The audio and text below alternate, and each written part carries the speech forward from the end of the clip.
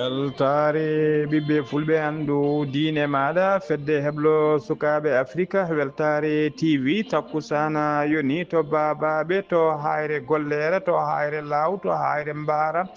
to hayre mbara to ɓoggue to huddal lay to cide to sara dogu to gurel boubou to gorel to wuuro ali guelel kon takkusan juuɗa ha to galle ceerno abdourahmane dia to darel barka ha to galle ceerno yaya ba to Richard Tolle ko taari ɗum kala ene jeeya e gardini kabaruji men to leydi Mauritanie CSA woni commissariat à la sécurité alimentaire ɓe kolliri tigui ɓe pecciri fodde capanɗe jeegom e tati tonnes guura to wuuro Chinguetti faade miskineɓe foof noon koye mbadi kay heblanade ko fate mawningol édition ko fate guure ganni moɓe ɗamini mawninde ɗo e yesso to leydi Sénégal Barthélémy Diaz maire mo Dakar o holliri tigui wonde o weeɗama convocation yonoto witeɓe sûreté urbaine to leydi Mali beele kay leydi Mali laamu leydi Mali jogorani ruttade kay e laamu leydi Côte d'Ivoire gam ñagade kay heptude kuɓɓam sodde toon kuɓɓam taw ko ummorade woni électricité ummorade leydi Côte d'Ivoire gam kay teskede caɗele ɓe jogui oɗo saaha joni to banggue kuɓɓam to leydi Niger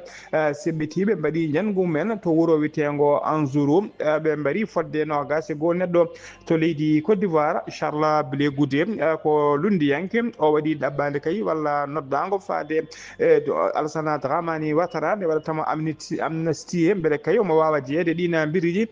gemmantoɓe sungoji hoolejo leydi yankagal e lewru octobre 2025 kedde Afrique ma en ketto musidɗo men Alassane Oumar Mbodj habaruji men jolam jaɓeri ma en jaa to leydi Palestine to leydi Syrie kaalen ko fate horizon sans frontiére bisimilla mon e ketki hotodirte joni joni pren pacciren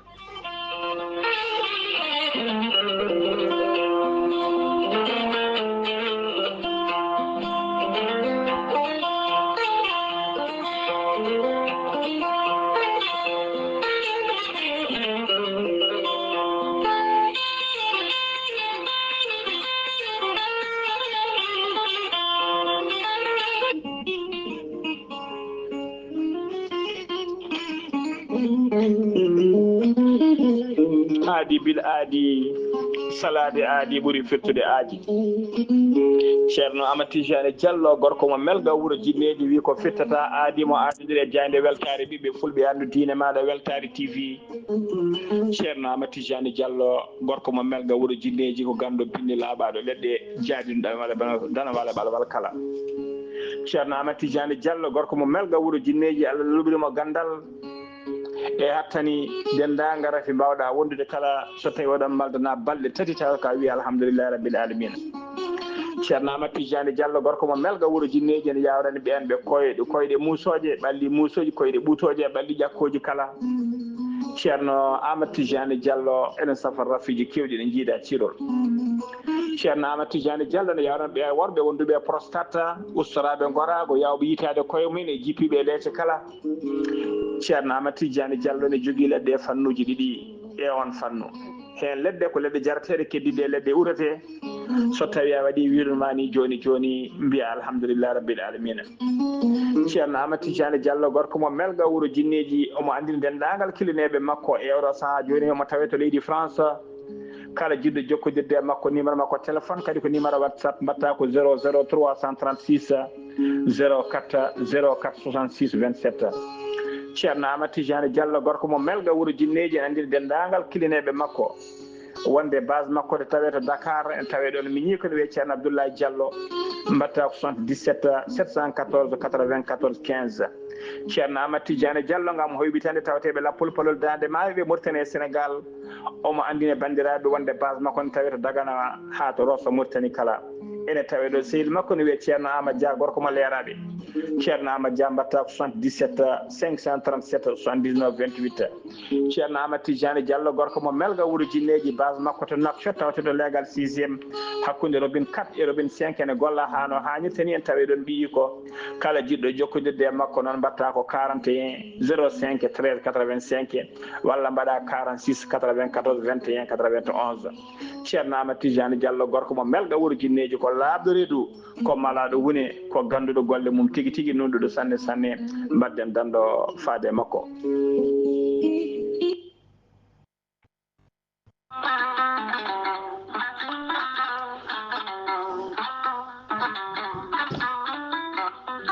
Kawisa mawɗo ekiɗo hen lekki mbiyaki gorelte ko haako moƴƴo iwruko to kordinnoro ari ko wallude e safrude ha moni kala yiito hen hoore muɗuma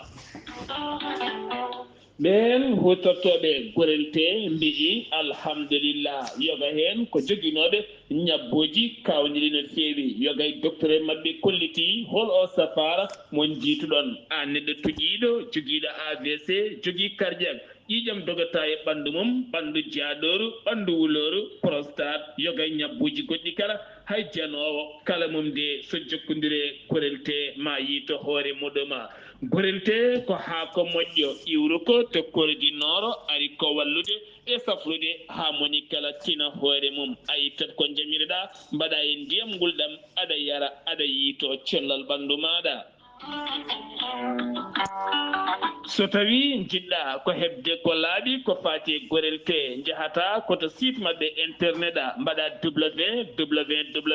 www.gorelte ma janggan hoorema kala muma so tawi noon ko tongoɗe gorelte gonɗa koto Italie jokkodirta koye ceerno Abouli mbatta ko plus 39 339 856 67 39 so tawi noon gonɗa koto Espagne jokkodirta koye Amadou Touré plus 34 643 29 22 96 so tawi noon gonɗa koto Mbour jokkodirta koye Saydou Ndaw 77 388 21 88 so tawi noon gonɗa koto Ndendori jokkodirta koye Salif Diallo 77 901 74 67 so tawi noon gonɗa koto Kaolack jokkodirta koye Khadidiatou Guissé mbatta ko 77 693 55 12 so tawi noon gonɗa koto Jimbe jokkodirta koye Amadou Thioban mbatta ko 77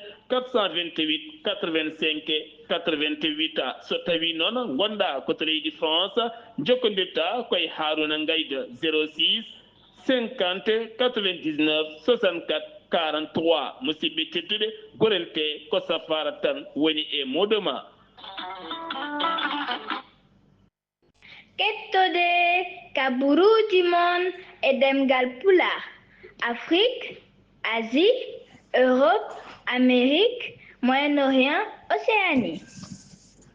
jaam ñalle moon musidɓe tedduɓe eɗen gone alkamisa 12 lewru décembre woni bowte hitande ujunnaje 2024 kabruji mon e demgal pular e sowta he ko musidɗo moon sehil moon Ghali Abouba to karallagal ha mbawon yiide en to banggue nate ɓosojo ko miñi men sehil men Saydou Abouba kadi kabruji men e nder leydi Mauritanie pudɗoɗen ko ɗo e Nouakchott to Nouakchott lamrugo leydi Mauritanie noon ena woni kay e keblungal mum manggal ko fate jaɓɓade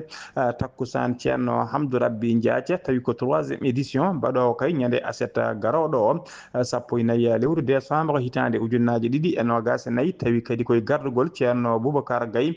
kañum woni gardiɗo catal bitegal Ansaroudine e nder Nouakchott walla e nder leydi Mauritanie kala ene bisma hen noon hoɓɓe hewɓe e oɗo saaha kadi teskama wol hoɓɓe fuɗɗiɓe arde ceerno Boubacar Gaye aɗa jokkodire jande weltare ɓiɓɓe fulɓe andini maɗa ko ardi foof emin jiiɗi kalna min holko kay ko ɗamini kewde ñande 14 lewru décembre hol hoɓɓe tijjaɓe e holɓe fuɗɗiɓe hoɓɓe kadi fuɗɗiɓe yettade ɗo e Nouakchott lamrugo leydi Mauritanie ceerno Boubacar Gaye salamu aleykum wa rahmatullah. wa aleykum salam wa rahmatullahi wa barakatuhu. Ghali Abouba mi salminima mi juurimama mi ñaguima duwaw mi salmini dendagal hettotoɓe weltare TV weltare ɓiɓɓe fulɓe andudini ma heble sukaɓe Afrique salmini dendagal musidɓe nanoɓe daaɗe meɗen nonne kayni mbiɗa ni tigui rigui ñalawma o inchallah ɓattima ene ñaago Allah subahanahu wa taala yo Allah yetten enen jaam dendagal jofli e banggue e nder aduna eɗen mbi yimɓeɓe bisimilla mabɓe joni joni enen bismo dendagal wonɓe ɗo e nder leydi Mauritanie a tengtan ma Nouakchott bangeji kala kala innitirtoɗo heen ko julɗo mbawɗo wonde kala e ɗemngal bisimilla muɗum e nder leydi he bisimilla muɗum kadi mana e ñalawma he so ɗum ɓenni kadi eɗen bismo jinnaɓe meɗen seerenɓe men ɓe ngannduɗaa machallah ɗo joni joni jinnaɗo men ceerno Yahya Bamo Rissator inchallah Allah addimbo kadi ko ñalawma mo ngannduɗaa ko ñalawma diine ñalawma ceerno Hamdou Rabby Diathie ko ɗum umminimo en mbimo bisimilla makko amon ɗo noonne kadi e musidɗo men ceerno Mountaga Saydi Makki Nour Cheikh Mouroul Fouti Tall wonne kadi alhamdulillahi rabbil alamina jammago he o joftiɗo e leydi Mauritanie eɗen bismomo e lomtademo ɓesgu Cheikh Mouroul Fouti foof inchallahu rabbi noonne kadi machallah e musidɓe ɓe ngannduɗaa ko wuuro Ali Kilel naaɓe noonne kadi e Daril Barka e gardugol jinnaɗo men ceerno Abdourahmane Dia enen bismoɓe kamɓe fof ha joni joni kadi eɗen bismo bandiraɓe men kay heydinaɓe noonne kadi eɗen ñaaji yimɓeɓe so yonti inchallahu ñalawma aljuma o eywa so 4 heures yoni eɗen jiiɗi yimɓeɓe fof nde kawrata galle meɗen ɗo pour jaɓɓiyade mana joom ñalawmen ɓe ngannduɗaa ko seerenɓe men ɓesgu ceerno men ceerno Hamdou Rabby Diathie inchallahu rabbi ɗum noon galle fof ma jokkidiri men banggue téléphone 46 54 54 20 e so ɗum ɓenni kadi eɗen bismi mana dendagal julɓe ɓe ɗe goni fof dendal ansaru dine ene bismi dendagal ko innitirto ko ummul islam bisimilla moon e ñalawma moƴƴere ñalawma dine e ñalawma ɓeydare inchallahu rabbi ɗum noon ko musidɗo moon Boubacara Gaye salminde e juurade e bismade inde ansaru dine e dendagal kala julɗo nanowo ɗemgal meɗen no mbiɗum bisimilla muɗum. Assalamu aleykum wa rahmatullahi wa barakatuh. Musidɗo moon Boubacara Gaye taalibe ceerno Hamdou Rabby Diathie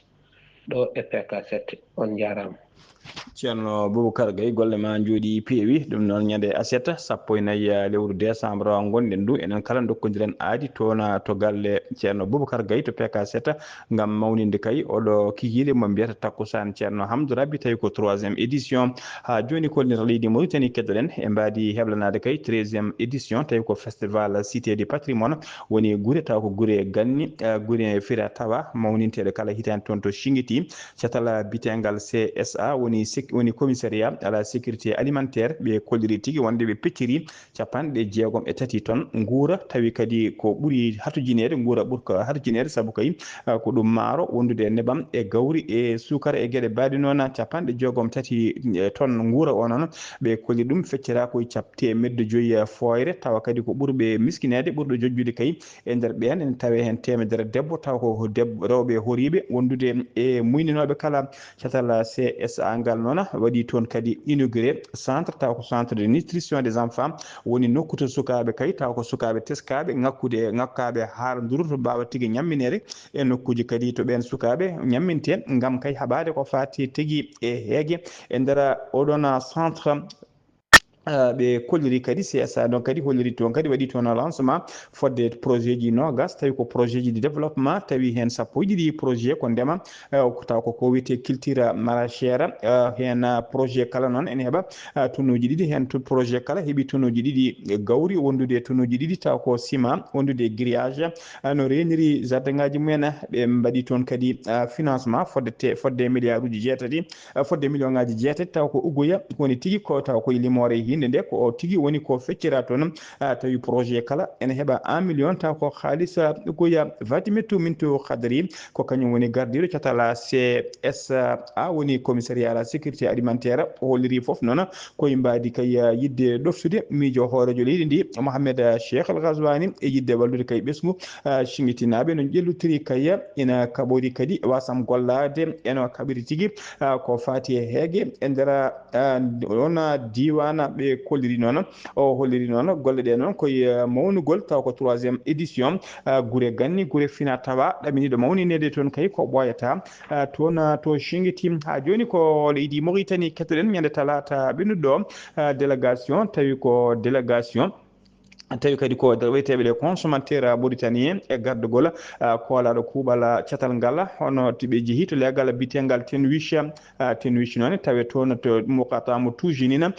to ko to nokku noon to gueloɗi keewi yeyere ko toon kadi gueloɗi keewi hirsede nawiɓe to noon ko yettade abattoir woni dara nokku tawa kadi koto nokku to gueloɗi ɗi keewi hirsede saabu kay caggal nde teska toon e on nokku noon tawiɓe toon noon ko yiwruniyade kay no nokku o sifori oɗo saaha joni ɗum noon ko caggal kay nde tina toon wonde cukalel gotel wasi toon fittano mum cukalel ngel noon ngel yooli koye widuro mawdu taw ko widuro ƴiƴam e cowodiri to gueɗoɗe kirseteɗi to ƴiƴam mum heewi kay fottude ko ɗon tigui guel cukalel yooli ha wasi hen fittano mum ɓe caggal nde ɓe mbaɗi toon noon ɓe jetti toon ɓe mbawi tigui wadde cimtol mabɓe noon ɓe tonggui ɗum koye toɓɓe nayyi ko ardi foof ɓe koliri ɓe tawi toon noon ko canal taw ko canal mawɗo to ƴiƴam kirsam e to déchets keewi kay rewde woni cowodiri to keewi rewde kay on canal mawɗo ɓe kolori on canal koko boni ɗiɗo duuɓi kala kadi ha joni fewnitaka ɓe toɓɓere ɗiɗi ɓerde noon ɓe erima kay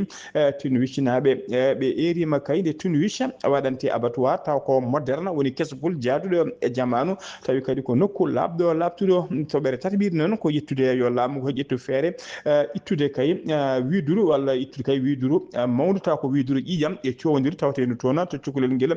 yooli guila gueɗe mbaɗi ni kadi wattude e oɗon nokku ɓe toɓɓere nayyi ɓirde noon ko ɓeerima laamu ngu noon nde toppite kay nden ka ekkisal ha tengti noon e laaɓal e nder ha e boowal oɗon nokku biteɗo Tunwich kala beele kay nokku o ene wona nokku ceñiɗo labɗo labtuɗo ha joni ko leydi Mauritanie keɗoɗen maayo hango waɗi jikku muɗum kay so yoɓade pittadi sagataɓe taw ko yinnoɓe wadde ɗanne suuɗere yinnoɓe kay natude toon to dongre Europe taw kadi hewɓe mabɓe noon ko yinnoɓe kay ummade galleji bamumen gam riwtude gacce e ceytude gacce e basal e nder galleji bamumen lana ka noon laaɗe ɗe noon ɓe ummorino kamɓe kala ko Nouakchott ɓe ummorino noon ɓe umorino noon sagataɓe ɓe noon umorno ko toon to Nouakchott ɓe yettade toon to nokku ɓe jettaki toɓe paano ɓe gartani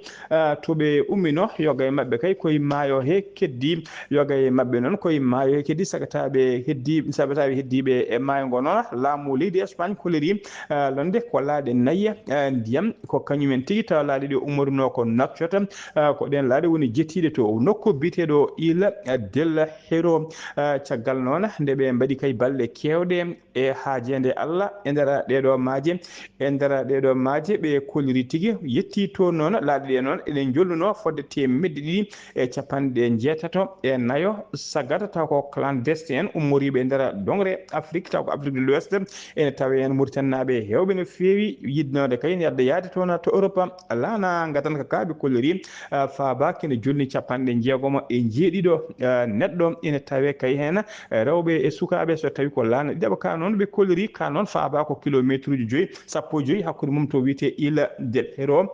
kana laana noon ene rimde capanɗe jeeɗiɗo e nayo sagata laana tatabaga noon ko kañum tigui ɓuuri hewde musiba kañum ɓuuri hewde bomi ɓe hen saabu e nder kan laana ɓe tawi hen sagataɓe jowa ene mbasi pittade mumen woni ene maayi tawi ko heegue e ɗomka e tampere yooɓi pittade mumen laana nayaɓa kane kañum e hoore mum tagata gorko goto tawama hen ene hawri jala Mauritanie noon hande laatima kay sodorde faade to dongre Europe guila to banggue Mali naɓe Côte d'Ivoire naɓe Sénégal naɓe e Guinée naɓe kala hay Bangladesh naɓe teskama e oɗo saaha joni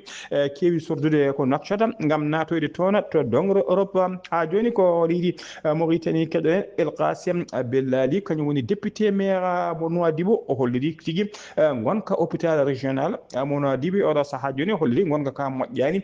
fewani waɗani haydara o waɗi noon ɓataki makko faade jaagogal kalfinagal ko faade cellal aadi mo leydi Mauritanie andini ɗum kay wonde kay so tawi hôpital o heɓitaka ɗum fayi koto moƴƴani hay uddugol makko ɗum holliri ɗum jombani hen o holliri kadi wonde tigui walla docteur eɓe taw ko spécialiste uji wonnoɓe toon waɗaɓe affecté oɗo saaha joni tawi wona e welede mumen o holliri ittugol ɓen tawa kadi ko ɓen tumbino nduɗon suudu safri woni hôpital régional mo Nouadhibou ittude ɗumen ɗon ko caɗele mawɗe no fewi o erima jaagogal noon kalfinagal ko fayda cellal aadi nde heptinte nde heɓitto kay oɗo hôpital ko ɓuri yawde e yaccade o waɗa hen doctoreɓe adda hen kadi matériel taw ko matériel garɗuɗo jaaduɗo e jammanu ko ɗum woni ko population walla ko ɓesgu Nouadhibou cohli e oɗo saaha joni o siftini ministre o noon wonde kay yo andu wona kay Nouadhibou naɓe kala jogui kay hattane so tawi jomum heeɓimo sellani addude ɗum to Nouakchott walla nawde ɗum guure goɗɗe wona yimɓe foof jogui oɗon hattane ɗum noon ala koɓe cohli so wona kay Nouadhibou heeɓa hôpital taw ko hôpital garɗuɗo jaaduɗo e jamanu tawi kadi Nouadhibou ko wuuro ɗiɗaɓo to banggue mawnugol e nder leydi Mauritanie ha joni ko leydi Mauritanie so ɗum leydi Mauritanie koto leydi Sénégal paɗena Barthélémy Dias kañum woni maire mo Dakar o holliri tigui wonde o heeɓi convocation yo ardu to yaade sécurité urbaine mo Dakar anda ko taw noon hol tigui rigui holko saabi kay holko woni convocation holko ɓe convoquirimo kono de hono tigui joguiɗo communication makko tawi kadi kañum woni directeur de l'éducation et de l'insertion wuuro Dakar ngo suuɗaki hay nokku o wi kay wonde ko Ousmane Sonko hoore jagore tawi kadi kañum woni hoorejo landa Pastef ko kañum moggini caggal oɗo convocation o hollirino ala kay oɗo saaha joni ko woni yidde e fandare Ousmane Sonko so wona kay ittude mairie Dakar ndi ha laaɓa e juuɗe Barthélémy Dias ko Papa Konaré noon jaati kala jiyate ko kañum woni joguiɗo chargé de communication Barthélémy Dias kañum ɓayyini ɗiɗo konngudi wona konngudam ha joni ko leydi Sénégal keddoɗen Farading ene tawe e nder commune mo Missira Sirimana e nder département mo Saraya ko sagataɓe wuyɓe joguitiɓe ha teddi ina joguitiɓe ha didde kay ene mbumi jeese men tawa keptintaki woni ko wiyete enkagulé kañumen mbaɗi toon janngu mumen tawi ko janngu musgu no feewi janngu ndu noon ɓe gari toon tigui e nder janngu hen ɓe gari tigui gam yidde hulminde yimɓe e wadde koɓe jiiɗi ko ɓe jaltini ko petalaji mabɓe eɓe pella e nder pellugal he noon kuural gotal yoɓima fittandu debbo goto omo wiye omo yette Damfaga omo yara duuɓi 50 e duuɓi 9 yimɓe tata woɗɓe kadi teskama mbarmi hen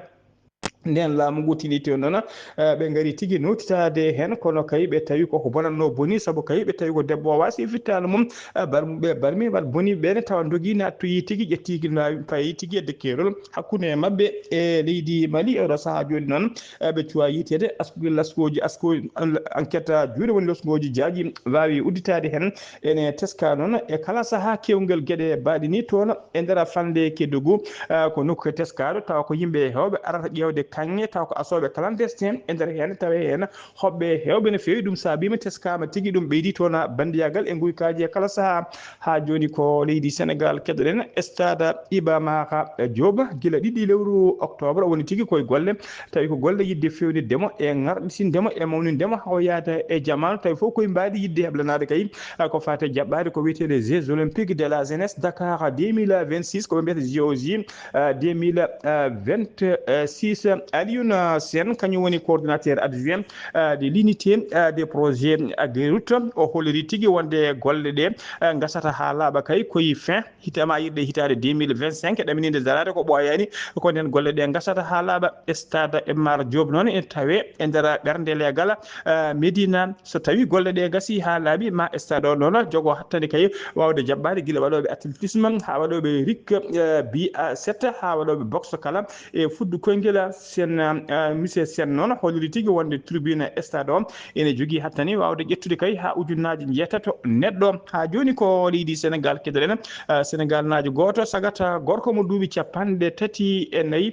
cokonoɗo e nder kaso tawi koye mbadi garde à vue de commissariat de Bagneux e nder leydi France kañum degue yalti toon aduna e nder oɗon kaso ɗum waɗi ko ñande talata 10 lewru bowte gonɗen ɗum ko guila alet noon 6 lewru décembre ko nden sagata o teɓano on nanguirno noon ko tumede kay omo hutoro tigui drogue walla podɗe ɗayneje omo ɓuuri lollude noon ko gara baba enquête o noon udditama hen beele kay ine ande kanko noon caggal nde o soka e bade garde à vue to Bagneux e nder kaso he ko hen o wasi fittadu makko enquête udditama hen noon beele en ande kay holko yooɓi fittadu makko ñande alarba hanki o noon 1 lewru décembre autopsie woni tigui enquête baddeteɗo e goski kay beele en ande ko holko saabi jomum yalti aduna waɗama e goski he beele tigui ne ande holko saabi jaltugol makko aduna koreji makko non kanko jaltude aduna woni grand baba koreji makko non kolliri tigi wonde avocat ji men kolliri ko portoɓe plainte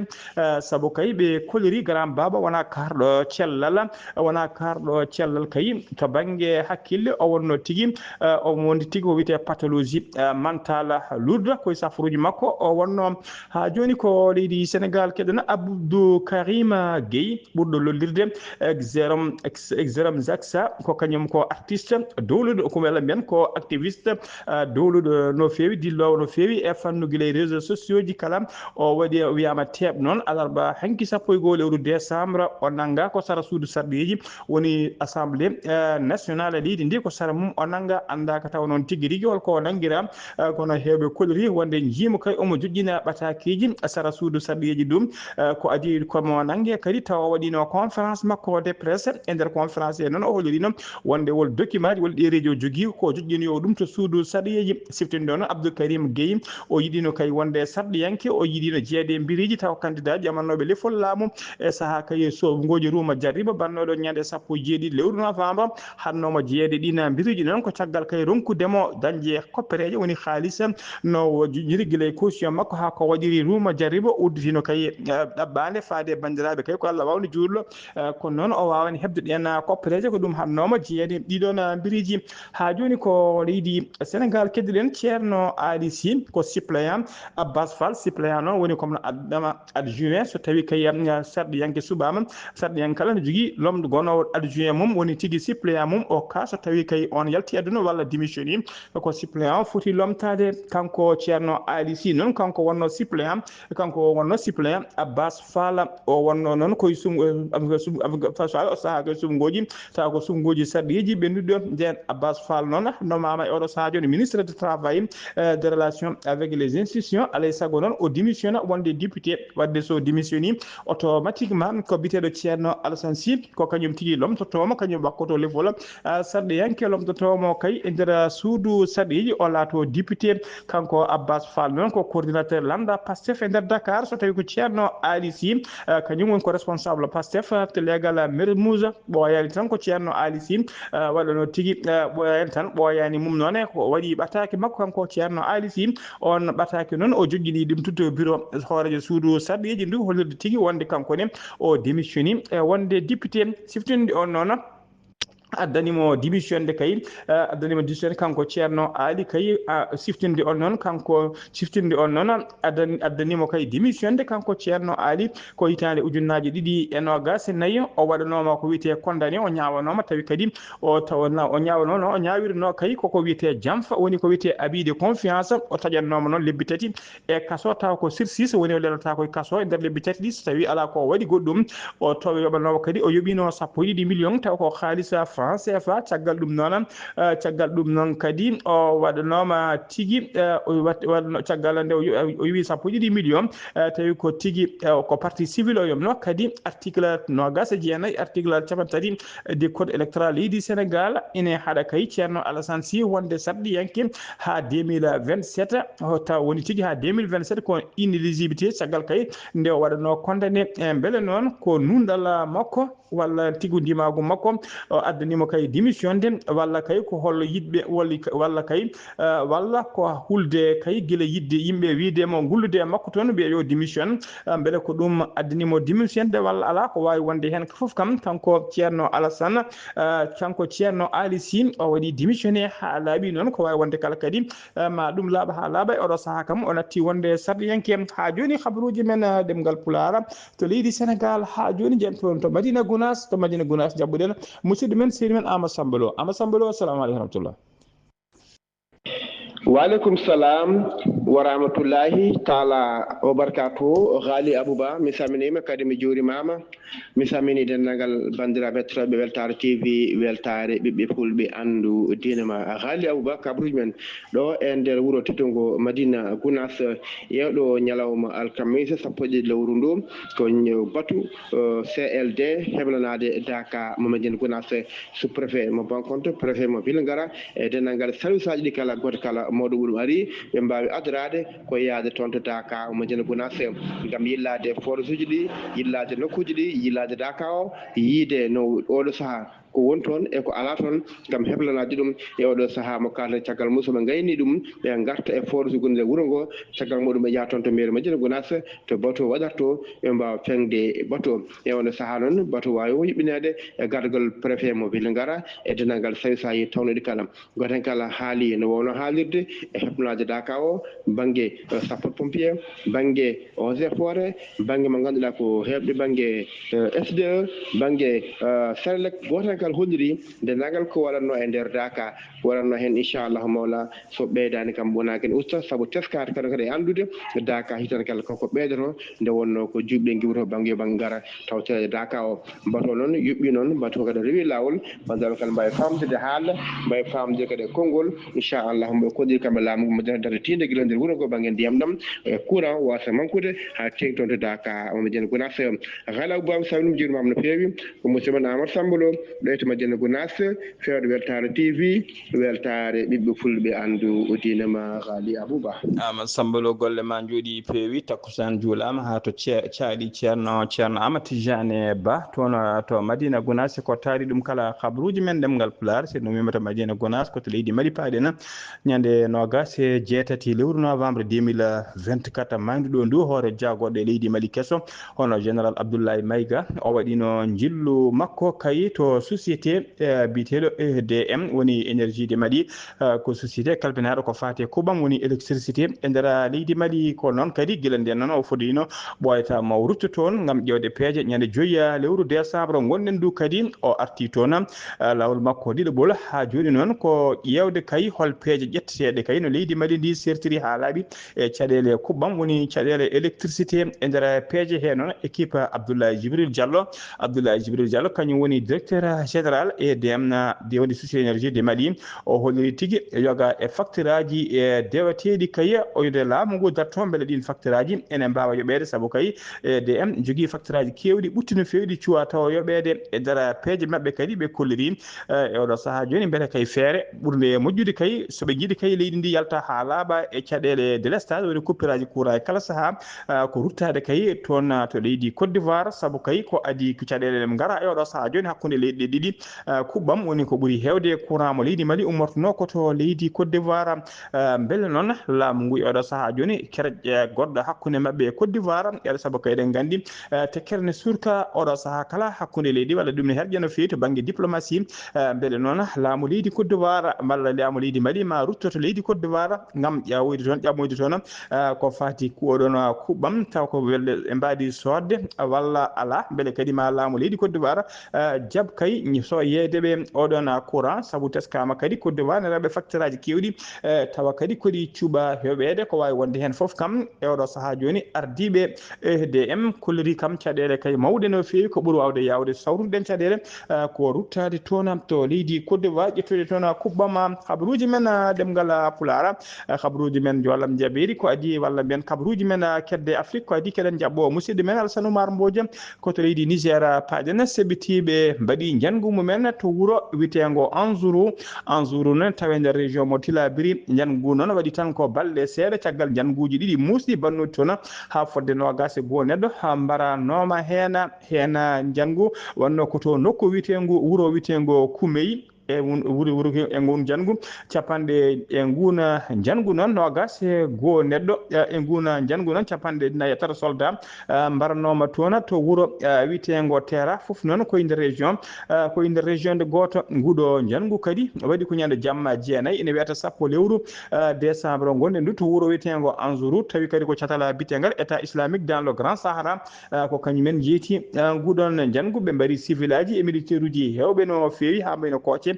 kono eɗo saaha joni laamu ngu haalani kay bilan exact holno foti civil en e militaire uji en holno foti mbara toon koto leydi Côte d'Ivoire paɗena Charles Blé Goudé ko neɗɗo dawrugol kañum ardi kaɗolanɗo wiyeteko ko jeba o waɗi kay ɗaɓɓade makko ñagude makko faade Alassane Dramani Ouattara woni ado o radio leydi Côte d'Ivoire ñagademo kay nde beele Alassane Dramani Ouattara ene wawa waddemo ko wiyete amnistie woni tigui yafademo ɗum noon ko beele kay caggal kay ndo woppitino to la he to sogdono kanko e Laurent Gbagbo ɓe goppitinomo ha laawi gattinde leydi mabɓe kono ha joni mone mabɓe kala condamnation ene fawi e dow muɗum taw ko condamnation leydi Côte d'Ivoire kanko Charles Blé Goudé noon o waɗi ñagude faade Alassane Dramane Ouattara nde waɗamo amnistisé tawa tigui amnistié beele omo wawa kay jeeyede ɗina biriji taw ko gembantoɓe subgoji gam yidde ardade e hooreji leydi ndi ɗina subgoji mbaɗata koye lewru octobre 2025 ha joni habaruji men ɗemgal Pulaar kedde Afrique jabboɗen ko musidɗo men seydi men Alassane Oumar Mbodj gorko mo Saram Dogo. Alassane Oumar Mbodj a salminama juurama. En calmitima Ghali Abouba calmini dendagal hettiyankoɓe Ayawo TV kabaru men ɓuuri tewtude e dongre Afrique e ñallawmo hande o puɗɗoɗen ko leydi Mali toon dey leydi Mali hono yen koɓe mabɓe ɓe e jaggodiri toon to frontiére mo nde hakkude mabɓe leydi hono Mauritanie wonno ñande talatade sappo lewru tawko bawto ujunaji ɗiɗi nogas e nayyi ɓe nawodiri toon ɓe mbawi kono nanngude yimɓe fodde capanɗe nayo neɗɗo jaggama toon ko ɓuuri hewde e mabɓe noon ko Mauritanie jagga toon to Lac Daf ɗum noon woɗɗani fasala ɗum noon e nder oɗon diwan e ko wayi ni ene heewi wadde ɗon hakkude leydi hono taw kadi ko Mauritanie leydi hono Sénégal ɗum noon bayin ɗum ko RFI wawi wonde winde wonde jaggue ɗe mbaɗi koye nder leydi hono Mali toon to Burkina Faso gardiɗo hono leydi ndi Ibrahima Traoré waɗi haalande mum e ɓen seɓɓitiɓe ɓe o wi noon darde mabɓe e hammu mabɓe ko yidde haɓade ɓen seɓɓitiɓe bonnoɓe kono leydi ndi so tawi ko dow so tawi ko less kamɓe foof ma mbaɗa hono peeje mabɓe maɓe mbawa kadi ko seftude e ɓen seɓɓitiɓe haɓe mbawa kadi dañde hono deƴƴal e kisal wonande leydi ndi kala toon to Niger ene wandi ñande talatare ɓennuɗo nde ene wayno de kamɓene toon to terrain woɗɗani taw kadi ko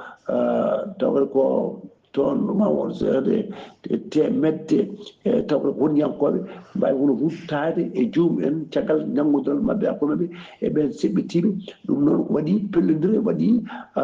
kadi jaggodire tiiɗe no fewi ha waɗi ɓen mayɓe hewɓe no fewi ɗum waɗi noon e oɗo saaha aɓe jogui wono sunade mawde no fewi ɓe mbawi kadi ƴettude taw kadi ko ñalawma wawde kay juulande ɓen ruttiɓe e joomum en tawno bayiɗ ɗum ko général Moussa Sarou Barmou ko kanko wono bayiɗ ɗum wi noon alaa sago ɗum noon kono waɗe nde tawno wonde hayso tawi ni ko ɗum waɗe taw mo annami ni kono alaa sago ɗum noon waɗe e ɗiɗo jannguji ɗi baɗɗi hani ɓiɓɓe leydi ɗi enen mbawa kadi ko ruttade no jomumen ma wono lebbi jeegom kadi ko wayno kono wadde ɗum ɗo kadi kono waddi cadda hakkude mumen e leydi wono France ɗon dey ɓe puɗɗima leydi France puɗɗima dusde bagage mumen ummade ɗon ɓe jamena ngam fatude hon leydi mum wono ñande talatade sappo lewru bowto ujunaji ɗiɗi e nogas e nayyi ɗum noon ne wayno gila kay ɓe keeɓi koye mabɓe fodde duuɓi capanɗe jeegom koɓe coopération hakkude militaire e leydi France koko cifodirno ɓene eɗe ballaɓe e deƴƴal e kisal ɗum noon gila ɓe mbayiɗin gila nogas jeetati lewru novembre ujunaji ɗiɗi nogas nayyi wiide kay leydi France yo haɓɓu bagage mum wawa ummade ɗon e nder leydi ndi RDC Congo toon dey ene wayno ko gardiɗo kono leydi ndi ñande alarba no sappo e goo lewru bowte ujunaji ɗiɗi e nogas e nayyi ɗum noon ko wadde kono discours mo gewi wadde e fuccinde ɗum e ɓesgu leydi ndi ɗum no woni ni taw kadi komo taw kadi ko occasion wonande kadi ɗiɗon chambre uji hono ɗiɗi e taw kadi ko mbawnoɗo rendude e congrès mumen e wawde kay hettade wono flexiséji keji e kadi e taw kadi ko discours mum mo gadana mo wawa wadde caggal kadi o ƴettitade e laamu ngu wonno kay ko guila e mayirɗe ujunaji ɗiɗi e nogas e tati kanko président noon o wawi wono wadde kono discours makko taw kadi ko bila makko mo ujunaji ɗiɗi e nogas e nayyi gasi ha laaɓi Ghali Abouba ko ɗum ɗo tonguɗen e dongre Afrique e ñalawma hande o taw wonno koye dande musidɗo moon Alassane Oumar Mbodj gorko mo Saram Dogo ngam weltare Ayawo TV. Alassane Oumar Mbodj golle ma jooɗi peewi ko annude kabaruji men e nder dongre Afrique takkusan yoni ha to galle ceerno Boubacar Gaye to PK 7 ko on takkusan juula galle ceerno Abdourahmane Dia to PK 8 ko on takkusan kadi juula ha to galle ceerno Yaya Ba Maurice Tol taw ko galle makko ɗo e legal Basara Nouakchott ko taari ɗum kala kabaruji men joolam jaɓeri koto kabaruji meɗen joolam jaɓeri koto leydi Palestine pudortoɗen to leydi Palestine défense civile mo Gaza ɓe kolliri tigi wonde sappo e ɗiɗi sagata tawi ko agent ji gollotonoɓe kay ko agent ji sécuritaire en noɓe camion ngaji taw ko camion ngaji woni camion ngaji gadduɗi balle guura woni aide humanitaire mbarama e bombardement mo Israël waɗi wendoga alkamisa hande o ɓe kolliri ɓen sappo e ɗiɗi o waraɓe noon hen sagataɓe jeeɗiɗo mbara tigi koto wuuro witego Rafa joyo heddiɓe ɓe mbara koto wuuro witego Khan Younes guure ɗiɗɗe foof ne tawe to banggue worgo en Gaza koto leydi Syrie paɗen laamu kessugo leydi Syrie ɓe kolliri tigi wonde eɓe paari kay gollodade e dowlaji tentuɗi Amérique koye ndina mbadi noon ɓe mbawi yaltinde goto e Amérique naajo taw ko sokonoɓe guilay laamu kingu taw sokonoɗo e nder leydi Syrie on Amérique naajo noon ene wiye Travis Termeman o woppitama ha laaɓi laamu kessugo noon ɓe kolliri eɓe paari kay oɗo saaha joni gollodirde e laamu dowlaji tentuɗi Amérique beele ne wawa yitude dendagal ɓesguji mum tawi ko tinaɓe sokonoɓe e nder leydi Syrie ha joni kabaruji men ɗemgal pulara catal biyetegal Horizon sans frontière ɓe kolliri tigui cimtol mabɓe musgol no fewi wonande jaydiyankoɓe saabu ɓe kolliri hitande 2024 gonɗen e cilsiltiri mum nde wonde kay 54 jaydiyanke woni tigui ko mbara e nder windere he kala e nder windere he ko 54 jaydiyanke woni waraɓe e nder ɓen waraɓe noon tawa kadi kamɓe foof ɓe mbara koye saaha ɓe gonno e golle mabɓe gam habrude yimɓe andinde yimɓe kay holko kewata e nder windere he kala ɓe kolliri noon e nder ɓen 50 e nayo waraɓe hen entiére woni so feccama pecce tati hen feccere wotere mbara tigui koninkoɓe leydi Israël jooɓi pittali ɓen entiére mbarate ko Israël yooɓi pittali mumen hono no holliri kay hono holliri rapporteur sans frontière ɗum ko alkamisa hande ɓe mbaɗi oɗon rapport armée Israël ɓe kolliri e nder 2024 he wari sappo e jeetati jaydiyanke hen sappo e jeegomo jaydiyanke mbara koye nder tigui Gaza so tawi ko jaydiyankoɓe jiiɗo heddiɓe ɓe mbayi ƴetti pittali men ko toon to leydi Liban musidɓe tedduɓe ko weeli dumatako gasi ha laaɓi ko ɗum ɗo wonno komin tonga noon kabaruji mon e ɗemgal pular e sowto he ko musidɗo moon sehil moon Ghali Abouba toɓiɗo kabaruji men dongre Afrique ko Alassane Oumar Boce so tawi ko nanggaɗen kaɓirɗe ha mbawan yiidene kala saaha to banggue YouTube ko meññi men sehil men Saydou Abouba to Madina Gounas ko correspondant men permanent hono Amadou Samba Lo ketki malaki jaam yo jaam Allah jogomi jogo on